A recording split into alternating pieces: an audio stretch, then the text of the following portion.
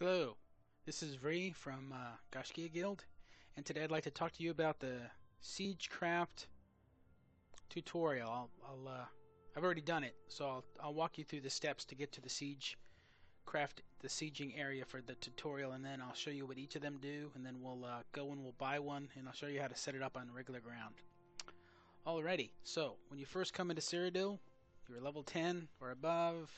You've picked your home campaign, and here you are. You're standing here. You just popped in. You turn to the side, and you'll see this lady, Olivia, and she'll have your first quest. So you click on her, I'm busy here. and of course you won't get my information. You'll get something else. But basically, she'll give you a quest that'll lead you to the southern Morrowind Gate. Remember, there's two Morrowind Gates, right? You have the southern Morrowind Gate and the northern Morrowind Gate, and those are the two starting points to enter into Cyrodil. So we're at the northern one to start with. So we're gonna take the Transitus Shrine down to the southern Morrowind Gate. So down there, and then he's just a little bit west of the shrine. He's Argonian. His name is Mirrored Skin. You talk to him, and he'll give you some gear that you have to take to the siege training area in the northern Morrowind Gate. So basically, this is also teaching you how to use the Transitus Shrines at the same time. So let's go back to the northern Morrowind Gate.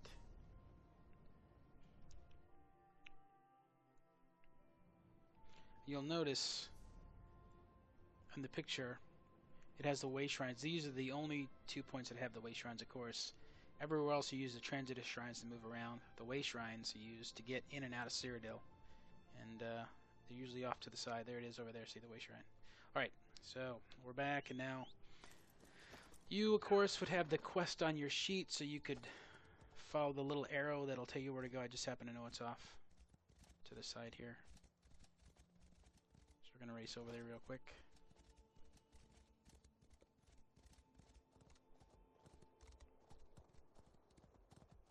That wall right there is your safety margin.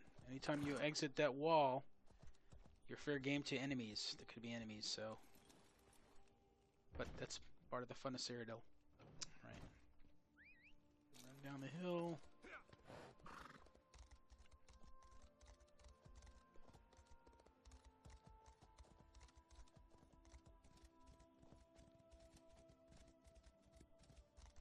And this is where you'll do your training. Adelmore is the person who the quest leads you to, so you turn in your stuff. He'll tell you to practice with the siege gear. There's a certain number of them you have to fire. So let's run through the different types. We have trebuchets, ballistas, catapults. Alright, so let's come over here to the trebs. First thing to know, trebuchets are used against structures. That's their primary function, structures, knocking out structures. Fire pot trebuchet spreads burning oil, deals fire damage to enemies and structures.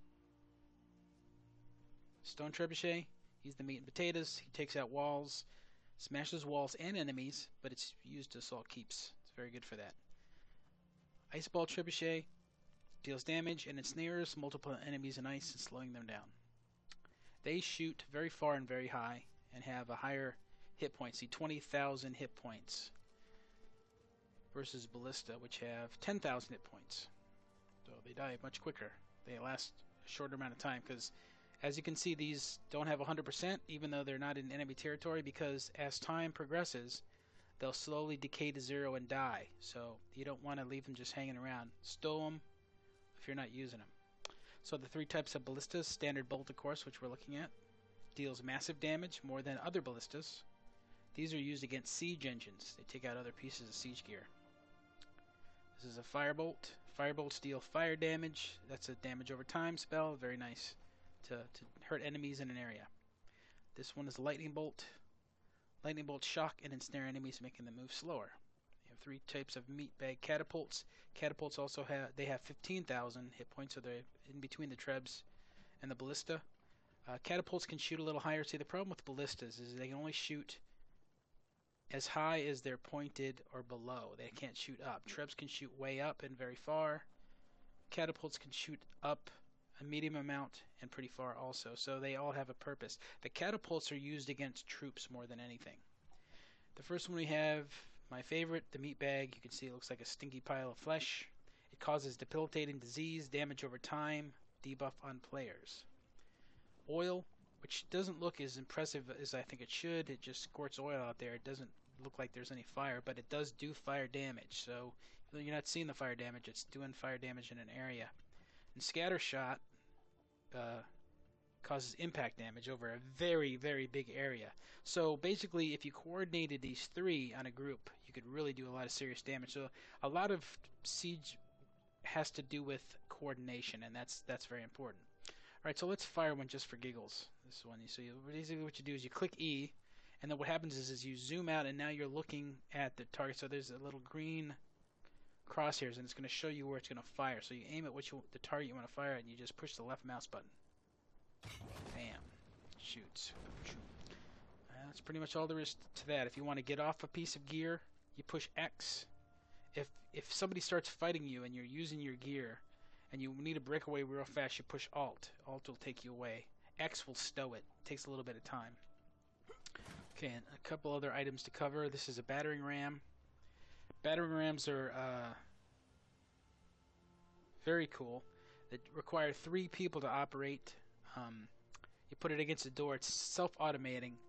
The more people you have, up to 6, the faster it will go. And they take down the door. They're way faster than any of the other gear. The problem is they're susceptible to oil. So you have to really have a good setup to use a ram, or there's nobody in the castle defending it per se. So you will use rams, but not as much as you use the other siege gear. This is oil, very good for affecting an area of enemies. You can use it on a flat surface, or you can use it on a wall, just like it is here. Like, for example, there's a ram down below, or there's people down below. You just get on the oil, you push the left mouse button, and it dumps the oil on their head. See the big circle? That red circle shows you the area of effect, and this one is huge. Watch the red circle. All that area was affected by that, and I'm talking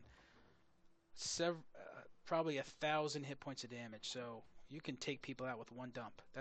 Those are really handy. I always recommend having an oil in your bag at all times.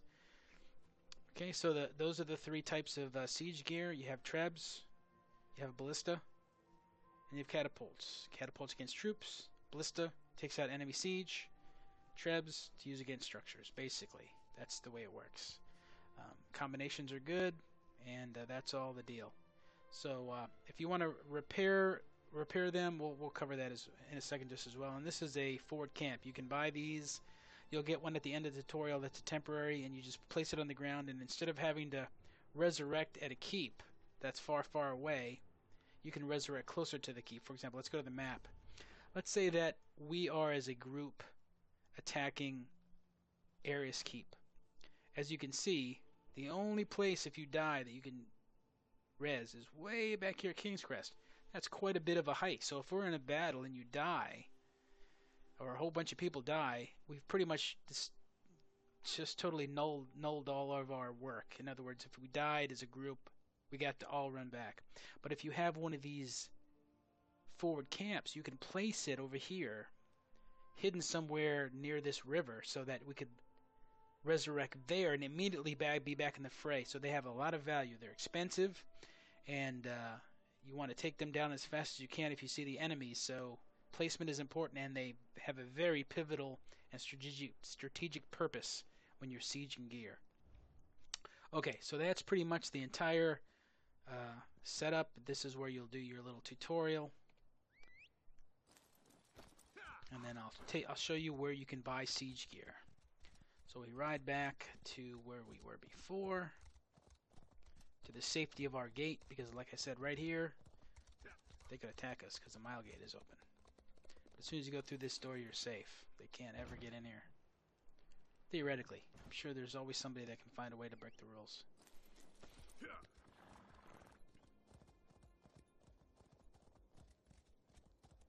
I'm pretty new with video recording, so I'm probably not going to edit this out, so I should have some like elevator music right here as we go back to where we're going. Transitus Shrine, of course.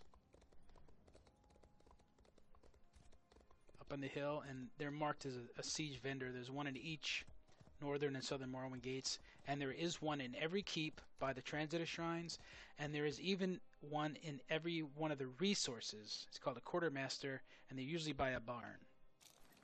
So this is the guy. So we're going to talk to him, and I already own a lot of them, but I'll buy one just to have it. Let's buy a repair kit. So you'll get one for your tutorial, but I'm going to buy one just to show you how it works as well. So I'll buy one of those, and I already have some other siege gear. So basically, okay, so now you're out and about, and you want to use this stuff, right? You got it in your bag. You're ready to help destroy that wall.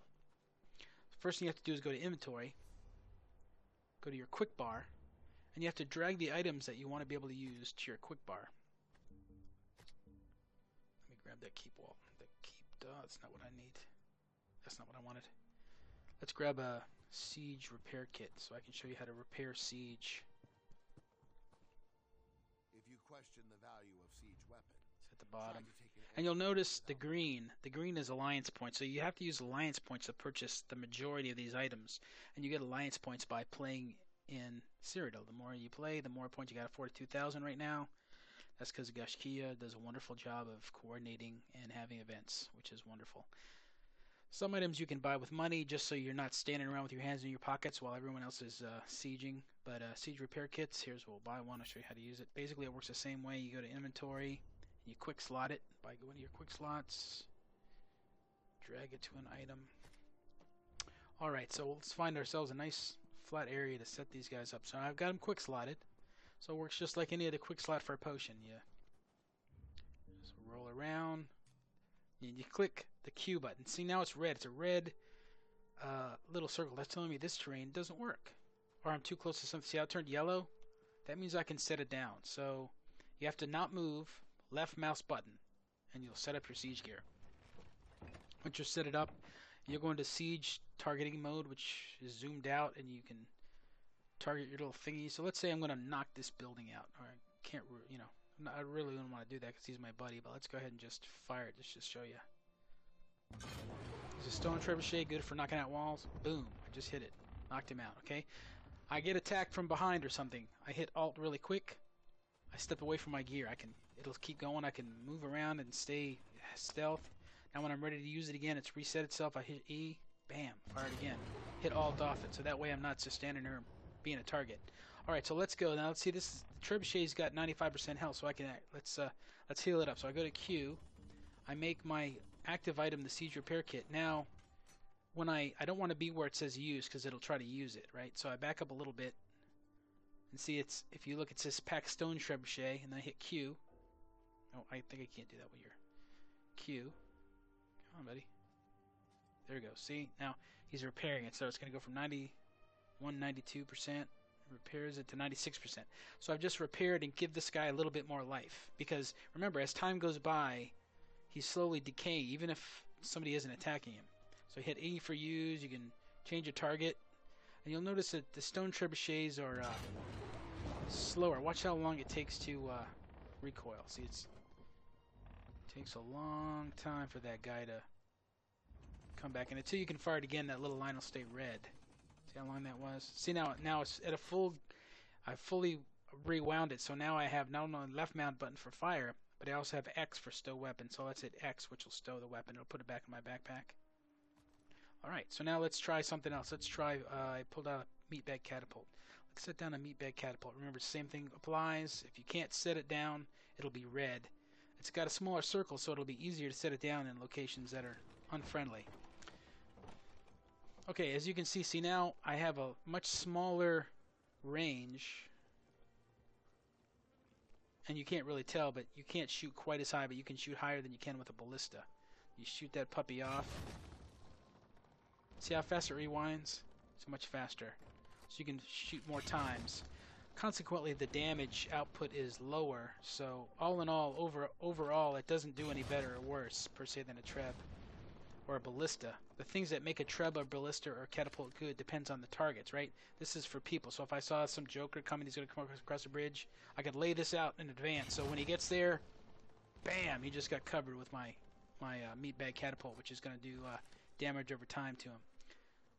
So that's why they're a little faster too, because they have because these are for personnel versus trebs or for taking out walls, and ballistas are for taking out other siege gear. So that's it. So I'm going to stow it. And that's pretty much the entire tutorial. Thanks for watching and enjoy.